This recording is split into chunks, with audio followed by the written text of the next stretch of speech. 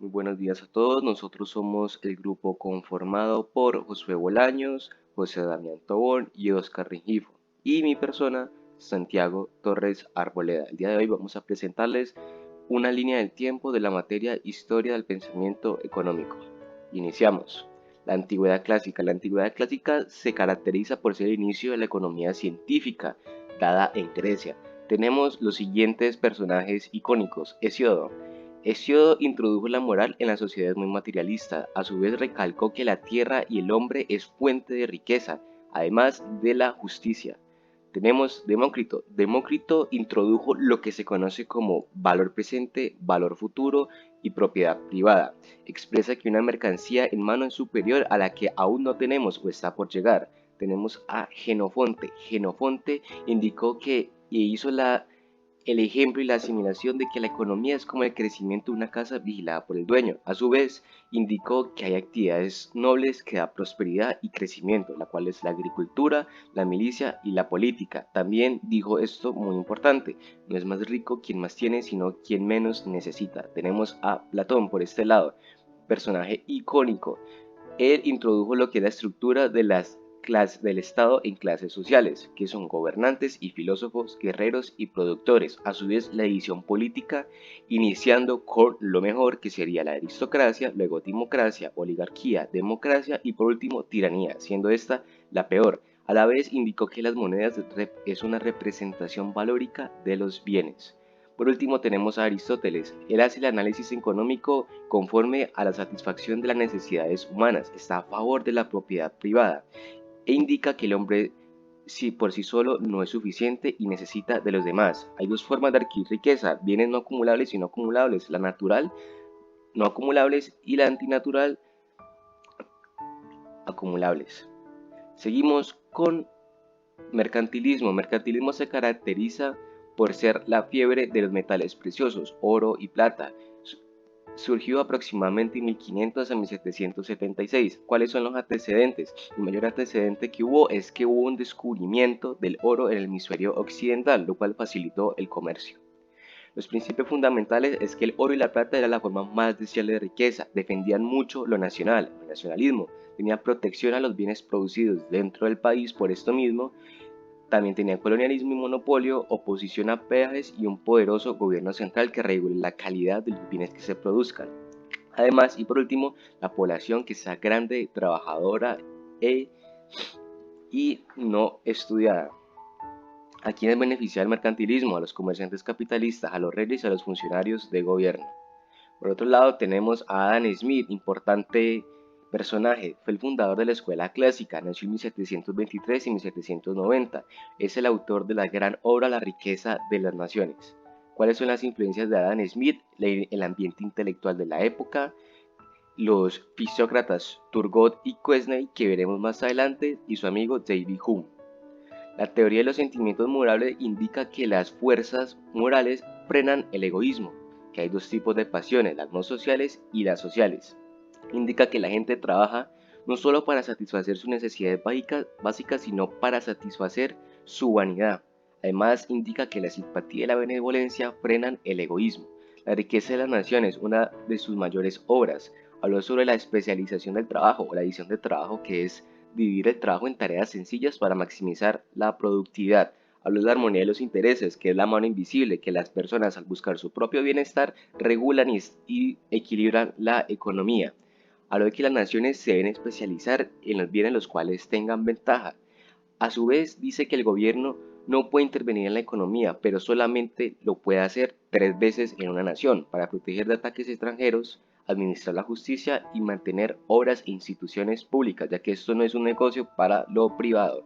Leyes económicas de una economía competitiva. Indicó que hay dos tipos de valor: valor de uso y valor de cambio. Valor de uso como el agua, que nos brinda un servicio a nosotros para satisfacer una necesidad, y el valor de intercambio, que facilita el comercio, por ejemplo, las monedas. Habló de los salarios de eficiencia, lo cual es: al salario más alto los trabajadores se sienten más motivados y más activos para cumplir sus obligaciones. Estructura los salarios: amenidad de ocupación, costo de adquisición y regularidad de empleo. Además indicó que el dinero no es productivo, no produce nada en sí, solamente sirve para facilitar el comercio, más no suma riqueza a la sociedad. Después tenemos a la fisiocracia, la cual nació como una reacción al mercantilismo en 1756 a 1776 aproximadamente. Los antecedentes de este fue el mercantilismo, la cual era una época que estaba llena de regulaciones, impuestos excesivos y controles de calidad. En general era una sociedad corrupta y degenerada. ¿Cuáles son los principios fundamentales? Orden natural. Las leyes de la naturaleza rigen a los humanos. El dejar que todo pase, laissez-faire. Énfasis en la agricultura, se enfocó en potencializar la agricultura. También indicó que un único y directo impuesto a los terratenientes, ya que los otros impuestos encarecen, al pasar por la cadena de producción, encarecen los bienes y servicios. Apoyar la propiedad privada y tenía un poderoso gobierno central, a quienes beneficiaban a las granjas capitalistas. Por su parte, tenemos a David Ricardo y Tomás Malthus. David Ricardo habló sobre la tesis del crecimiento poblacional, la cual es que la población crece mucho más rápido que la producción de alimentos, lo cual esto es falso porque no analizó el factor del desarrollo de la economía. También propuso la doctrina de los fondos salariales, el cual es un círculo vicioso, empezando que un aumento de salario incrementa la población, lo cual produce mayor oferta de trabajo, a mayor oferta pues los salarios bajan. Después el salario es inferior, la población disminuye por esos salarios, después hay una escasez de mano de obra y otra vez aumentan los salarios. Esto es un círculo como lo podemos ver en esta pestaña de acá. Tenemos a David Ricardo. David Ricardo se consideraba por ser todo un teórico e indicó que el principal propósito de la economía era determinar las leyes que regulan la distribución del ingreso entre terratenientes, capitalistas y trabajadores. Indicó los rendimientos marginales decrecientes, los cuales que si los factores aumentan y otros se mantienen fijos en una producción, entonces la tasa en la que el producto aumenta disminuirá a la larga. La teoría del valor, el precio de los bienes y los productos en sí están determinados por los precios por dos factores, la cantidad de trabajo y qué tan escaso es conseguirlo. Keynes, o mejor conocido como el padre de la macroeconomía, es uno de los economistas más influyentes del siglo XX. Gracias a que sus ideas tuvieron un gran impacto en las teorías y políticas económicas como lo fue la teoría general del interés y dinero. Hay que tener en cuenta que el pensamiento de Keynes surgió para dar respuesta a las crisis económicas de ese entonces. Ahora bien, retomando la teoría, él nos plantea tres cosas. Primero, sobre el mercado del dinero, el cual nos dice que los motivos por los que se demanda el dinero es de forma transaccional, precautorio, que significa los gastos imprevistos, y especulativo, y es cuando un individuo demandará o bonos o dinero según el tipo de interés. Ahora bien, el segundo punto que hay que tener en cuenta es el mercado del trabajo, que siguiendo con el mercado del trabajo, el cual no analizará la curva de oferta, sino que va a usar la utilización o la utilidad que se tiene hacia la demanda. Y nos habla de dos cosas. De la ilusión monetaria, la cual nos dice que la gente cree que si le suben su salario nominal, su capacidad de consumir aumenta. Y esto es falso, por el aumento general de los precios. Y rigideces salariales a la baja. Como los empresarios no pueden disminuir los salarios cuando hay una caída de la producción, ya que existe un salario mínimo, la solución que toman las empresas es despedir a algunos trabajadores. Y por último, está el mercado de bienes, el cual nos habla sobre la demanda agregada del consumo, la cual nos dice que depende de la renta de las personas, pero a medida que crece es menor. Como segundo punto está la inversión, que depende del interés de manera inversa. Además es afectada por variables exógenas como la especulación.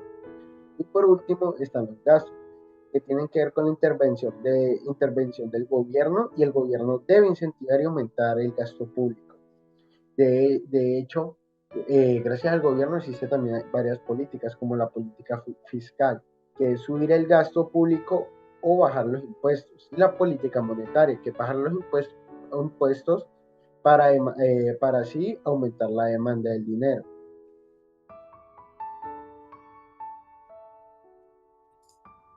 Bueno, ahora vamos a seguir con economía del bienestar, donde están estos diferentes autores, el cual tratan de cada uno desde su perspectiva, pues encontrar el bienestar social, ¿no? Empezamos primero con Pareto, es uno de los más importantes. Básicamente él decía que existe bienestar social donde las tasas marginales de sustitución de los bienes son iguales. Eh, Además, como dice Varian, una asignación factible es óptima de Pareto, digamos, en ese sentido, si no existe otra asignación factible en la que un consumidor mejore sin que empeore la situación del otro. Pareto se basó, por ejemplo, en la ley de Walras y en la caja de Schwartz. Listo, ahora vamos a continuar con Arthur Cecil Pigou. Básicamente Pigou decía que no se debía o no bastaba simplemente con que se cumpliera lo anterior que decía Pareto, sino que también debían existir los otros factores donde se viera la distribución del ingreso. También él creía que había divergencia entre los costos sociales y privados y pues él creó, digamos, el tan llamado o conocido efecto Pigou.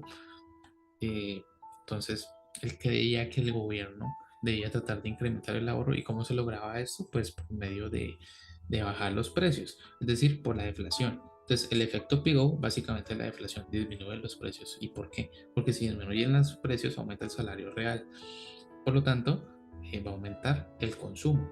Y él también aportó lo que ya he dicho antes, la discriminación de precios de primer grado, segundo grado y tercer grado. Eso ya se ve sobre todo a profundidad en microeconomía 2. Listo. Eso seguimos con Von Mises, que básicamente él vio la economía del bienestar desde el punto de vista del socialismo. Entonces él creía que era pues muy difícil encontrar los precios sombra. ¿Por qué? Porque pues como las empresas más bien los medios de producción son dueño el gobierno, pues no había, digamos, empresas privadas, por ende pues no se podía saber los precios de los bienes, porque como no hay competencia, solo es, o sea, es un monopolio completo, entonces era muy difícil saber esto. Él va de mano con Oscar Lange, que básicamente él creía que el socialismo sí podía cumplir un bienestar social, siguiendo estas reglas. Básicamente la primera es que la propiedad privada de los bienes era para el consumidor y este medio debía tener la oportunidad de elegir el trabajo en lo que pues quería trabajar y también tenía que tener la libertad pues, de lo que quería consumir, ¿no? Además, la última regla era que la propiedad pues de los medios de producción era del Estado, netamente del Estado, y hay mercados y precios de mercado para bienes y servicios de trabajo, pero no para el capital y bienes intermedios. Listo, ahora continuamos con Arrow. Básicamente él creó el teorema de posibilidad de Arrow, donde él decía que se podían encontrar las preferencias sociales de una sociedad por medio de una democracia, pero para que se reflejara con exactitud esta bienestar social debe cumplir unos principios, los cuales son cuatro. La primera es que existan eh, lecciones transitivas, la otra es que la decisión, digamos, de cada uno de los individuos no debe estar dictada por alguien dentro o fuera de la comunidad. La tercera es que las elecciones sociales no deben cambiar o no deben de reflejar diferentes a lo que refleja las elecciones individuales de cada uno de los individuos. Y la última es una preferencia social entre dos opciones, pues no debe ser afectada por una tercera opción. Listo. Ahora vamos a continuar con James Buchanan, que básicamente él decía o criticaba el socialismo y él decía por estas tres fases no funciona el socialismo, la cual la primera es el homo económicos, donde los individuos pues básicamente buscan intercambiar eh, por medio entre ellos para mejorar su bienestar social o su bienestar más bien, perdón, su bienestar individual, sujetos a unas restricciones. Y como el socialismo es basado en un bienestar social y no individual, entonces pues al final va a colapsar, por lo que el gobierno tiene que tratar de corregir eh, esta discrepancia para tratar de unir la sociedad y esto pues va a aumentar la deuda pública y al final pues va a terminar en un colapso. Y por último tenemos a Amartya Sen, que básicamente trató el problema del hambre. Él decía que si se lograba sanar o más bien mejorar el hambre de una sociedad, pues iba a crecer la economía y además él creyó que era importante el criterio de justicia. Entonces no simplemente como que compra con el sentido de Pareto, sino que pues debía haber equidad, ¿no? Entonces para él la justicia era el igualitarismo maximín, que básicamente él creía que se podía lograr esta justicia, pues donde por medio de cuatro factores. El primero, por medio de incentivos, por medio de mérito, explotación marxista o teoría neoclásica de la propiedad marginal. ¿Listo? Esto es básicamente economía del bienestar. La Escuela de Chicago fue fundada en 1892 una escuela neoclásica del pensamiento económico, los cuales algunos economistas importantes que han contribuido y popularizado sus principios son Milton Friedman, Robert Lucas y Harry Becker, considerados los principales académicos de dicha escuela. Ahora bien, los antecedentes históricos de la escuela nos hablan de que estaban en contra de la revolución keynesiana, ya que habla de la intervención del gobierno en la economía por medio de políticas fiscales y monetarias, cosa que la escuela de Chicago está en contra, que el gobierno tuviera mayor participación, como lo planteaba Pigot y Marshall. Ahora bien, la definición de pensamientos inició en 1946, cuando Milton Friedman se unió a la Universidad de Chicago y después de la mano de George Stiller formaron una identidad similar a la escuela clásica, por lo que se denominó como el neoclasicismo, ya que estaban de acuerdo al libre comercio. Ahora bien, los principios fundamentales de la escuela, iniciamos con la conducta de la optimización, la cual nos dice que para generar menos gastos en materia prima en el proceso productivo, eh, eso lo podemos implementar para así causar menores daños al medio ambiente. También que los precios y los salarios en general tienden a ser buenas aproximaciones de los competitivos a largo plazo y una gran orientación a las ciencias exactas como las matemáticas. Y por supuesto el rechazo al keynesianismo y a favor de un gobierno limitado. Los autores. Empezamos con Milton Friedman, que pues primero cabe resaltar que es el primero que dio, por decirlo así, una implementación del pensamiento económico en dicha escuela, que comenzó gracias a él y pues fue un ganador del Premio Nobel a la Economía en 1976 y una de las principales figuras y referentes del liberalismo y de la creación de la regla monetaria que se va a hablar más adelante. Planteó diferentes teorías como la función del consumo, el cual nos dice que el consumo del hogar es un ingreso permanente, ya que es el ingreso que los hogares esperan para obtener en cierto número de años, y que los cambios en los ingresos que duran poco no van a cambiar la conducta del consumo de los individuos. Nos habla también de la teoría monetaria, la cual nos dice que hay tres factores que influyen en la cantidad de dinero en los hogares y empresas que desean tener. La primera es la riqueza total, que nos habla que a medida que la riqueza aumenta o el ingreso permanente, la cantidad de dinero que la gente desea retener como efectivo también incrementará. La segunda es el costo a retener del dinero, el cual nos dice que entre los costos sean más altos, resultarán en menos retenido, y los costos varían con la tasa de interés, los índices de inflación esperados y el nivel de precios. Y por último, las preferencias, los cuales son las actitudes básicas acerca de retener y utilizar el efectivo. Estas preferencias se mantienen constantes a largo plazo o a largo tiempo. Y está la teoría moderna de la cantidad de dinero, el cual nos dice que es relativamente estable la demanda del dinero a corto plazo. El intento de las personas de deshacerse del efectivo da un impulso a la demanda de bienes y servicios y por ende a la producción. Si la economía está operando en pleno empleo y su nivel natural de producción y los precios, por decirlo así, aumentarán a largo plazo. Y no supone que la velocidad es constante, sino que la demanda del dinero es altamente estable.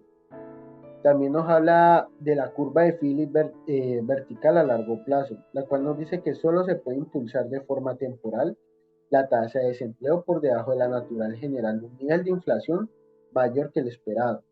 Cuando las personas ajustan sus expectativas a la nueva tasa de inflación más alta, de nuevo el desempleo llegará a la tasa natural. La curva de Phillips llegó a dos conclusiones muy importantes, que cuando la tasa de inflación real excede el índice esperado, entonces el desempleo disminuirá. Y segundo, los puntos en una curva a corto plazo de Phillips muestran los varios índices de desempleo asociados con la tasa de inflación real que difieren en las tasas esperadas. La curva de Phillips es vertical en la tasa de desempleo natural. Las autoridades monetarias pueden reducir a largo plazo el desempleo por debajo de la tasa natural, aumentando constantemente los niveles de inflación. Él promulgó el liberalismo de mercado y para esto promovió una serie de medidas que dejarían la economía en manos del mercado y no en manos del gobierno. Hizo hincapié en la creación de una regla monetaria para que la Reserva Federal de Estados Unidos se apegara a esta y se redujeran las posibilidades de unas posibles crisis. Como segundo autor está Robert Lucas, que nació en 1937. Actualmente tiene 85 años y es laureado con el Premio de las Ciencias Económicas en memoria de Alfred Nobel en 1995. Tiene un premio Nobel. Sus dos teorías fueron la más importante, las expectativas racionales, la cual nos dice que los individuos tienen expectativas racionales porque según las políticas de estabilización actuales, ellos forman sus expectativas de inflación y desempleo, pues conocen las consecuencias de políticas monetarias y fiscales. Y el análisis de oferta, el cual, por decirlo así, Lucas diferenció la oferta total a corto plazo y a largo plazo. Cuando los cambios en la demanda total son anticipados, la producción real se mantiene constante. Mientras que la curva de oferta total a largo plazo es la única curva pertinente de la oferta total cuando se anticipan los incrementos en la demanda total. Y por último está Gary Becker, que fue un economista que realizó sus estudios en la Universidad de Chicago, en donde él se graduó en 1955, con su tesis La economía de la discriminación racial. Es conocido por planteamientos como la discriminación, que considera que la discriminación es como una preferencia o un gusto por el cual el discriminador está dispuesto a pagar. Y los empleadores discriminadores tendrán costos salariales que quienes no discriminan. Las empresas que discriminan tienen que pagar una prima por obtener trabajadores de sus preferencias. Y las consecuencias más importantes de esto es que el sistema de mercado competitivo eliminará la discriminación de sexo o religión, debido a que impone costos a los discriminadores. También nos habla de una inversión capital humana que llevará a cabo cuando se comparan los valores presentes de los incrementos anuales en ganancias contra el valor de los costos directos, indirectos. La primera es mayor que la segunda, dice Becker, y diferenció entre capacitación general y capacitación específica. La general aumenta la productividad de los trabajadores en todos los empleos que pueden adquirir, y la específica aumenta la productividad solo dentro de la empresa que la proporciona. Los índices de desempleo son menores en personas capacitadas, mientras que las personas jóvenes cambian más de trabajo que las personas mayores, y las personas que poseen más capacidad reciben más educación y capacitación en el trabajo a largo plazo o a lo largo de sus vidas. Y por último está la teoría de asignación del tiempo.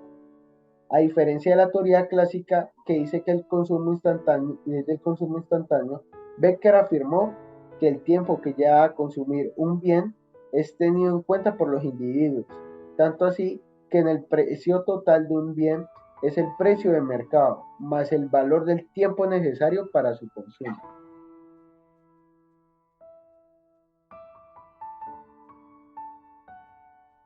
Bueno, también cabe mencionar que la economía no solamente se basa en aspectos socialmente aceptables, pues recientemente algunos autores también trataron de plantear teorías sobre una economía basada en la criminalidad. Según ellos, el crimen también afecta a la economía en todas sus facetas. Algunos de estos autores son David D. Friedman, Annie O. Kruger, Guido Calabresi, Arthur Pigou, George J. Stingler y Sam Peltzman. En cuanto a Friedman, mencionaba que no estaba de acuerdo con el gobierno público, sino que este debería ser privatizado, y por eso propone el anarcocapitalismo, el cual lo rigen las fuerzas de mercado. Friedman también considera que el crimen es una actividad económica dado su participación en el ámbito comercial, la cual tiende a convertirse en una profesión, puesto que los ladrones buscan una rentabilidad en su actividad, para lo cual también se debe analizar diferentes factores, como lo son los gastos, los costos de oportunidad, incluso la especialización para poder tener mayor participación en el margen de rentabilidad. Algunos de estos costos podrían ser el dinero invertido en la consecución de recursos para realizar la actividad, el tiempo que se invirtió para planear y actuar, el esfuerzo y entre muchos otros costos. para un ladrón, por decirlo así. Aunque también Friedman hizo un comentario muy interesante en el cual él menciona que si robar dejara más ganancias que cualquier otro trabajo, las personas se dedicarían a robar. Y es precisamente por esto que se ve necesario incrementar las sanciones o penas para que el costo de realizar esta actividad se incremente y muchas personas lo piensen 2 veces antes de realizarlo. En este mismo sentido vemos a Annie Kruger. Su postura se basa prácticamente en gastar riqueza según la postura, si eres víctima o victimario. Como víctima, las personas gastan recursos para proteger su riqueza, por ejemplo, comprar alarmas contra robo, pago de abogados, etc. Y como victimario se debe comprar recursos como armas, cómplices, etc., pues para efectuar su actividad criminal y obtener riqueza. El conocer de este costo total permite identificar el valor que cada agente le da al artículo y determinar si vale o no la pena protegerlo o robarlo, además de que te permite determinar el nivel de una multa o castigo a sentenciar con el objetivo de reducir la criminalidad. Por otro lado está Diego Calabresi. Podríamos decir que fue la persona que sentó las bases de la aplicación del derecho y la responsabilidad civil. Esta puede ser de primer grado, segundo grado o tercer grado, y dependiendo de esto se puede actuar mediante una protección pública a través del derecho penal, donde actúan los funcionarios del gobierno, o a través de la protección privada, cuando se contrata a un abogado de manera particular bajo el derecho civil, con el objetivo de demandar al condenado, ya sea por un castigo o por pago de los daños efectuados. Para determinar esto se basa en 3 principios. La primera es la ausencia de la responsabilidad civil, la segunda la responsabilidad civil estricta y la tercera son las normas de negligencia. Referente a Pigot, no me voy a centrar pues en este personaje dado que mi compañero ya lo había mencionado, pero sí me gustaría resaltar un poco a George J. Stigler y Sam Peltzman, dado que estos 2 personajes aportaron al derecho de la regulación económica. ¿Y a qué me refiero con esto? A la intervención prácticamente del gobierno en la política, y esto implica impuestos, subsidios, controles legislativos y administrativos sobre, digamos, tipo alícuotas con base en el tiempo. Ellos tratan de explicarlo mediante la teoría del interés público y la teoría de la captura, a lo cual Peltzman la trató como de cambiar o pues como de refinar un poco, llamándola ya no, digamos, como un regulador, sino como un legislador, por decirlo así. Y todo esto se basa en la ley de oferta y demanda. Dice que los mercados poco transparentes tienden a tener precios más altos y más grandes beneficios. También dice que la intervención pública solo trata de sacar provecho propio, y es por esto que Stigler está en contra de la intervención pública. La teoría se basa en el poder coactivo del gobierno, que puede otorgar beneficios a individuos o grupos particulares, y la teoría de los carteles, que ayudan a localizar las curvas de oferta y de demanda. Y pues por lo tanto,